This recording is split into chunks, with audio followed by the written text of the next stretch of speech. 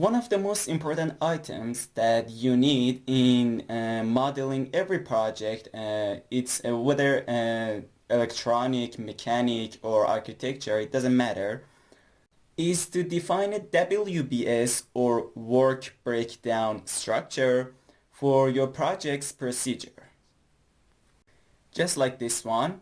And this WBS could help you in time setting that you're going to do for your project. I mean, like a deadline. And also, it could help you in pricing your project. And you could list this time schedule here based on your defined LOD.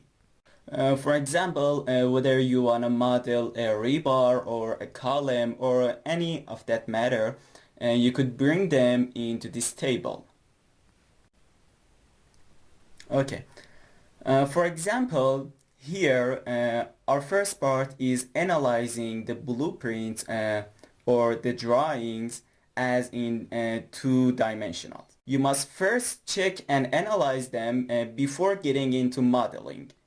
You could resolve most of your problems by checking these two-dimensional drawing or blueprints and make your job way easier for yourself. You could also check these irregularities in your drawings with your supervisor or your employer in a meeting. Therefore, checking and analyzing these drawings is very essential, and you must dedicate some of your time to them. Now, this could be different based on your project, whether it's complicated or simple, or based on its disciplines. You'll definitely have some initial checkings with your employer, that's for sure. You must dedicate some of your time to these checkings with your employer. And another thing is that we assume that we are given these drawings and blueprints. It's not included, designing is not included in this matter. We assume that a CAD file exists and we're making these decisions based on that CAD file that already exists. Another thing is that you must dedicate some of your time to separating the floors and their drawings. The files should be in order, they should be cleaned up, the plans should be separated in order to save some time for yourself and increase the accuracy of your work. And the rest of them are for initial step.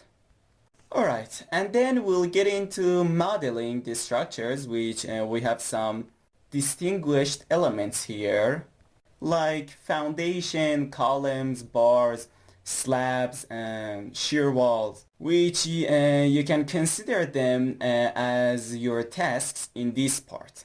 Here, we're not calculating the project's time schedule. We're just seeing how much it takes to complete this modeling part. Now, you define this based on your LOD.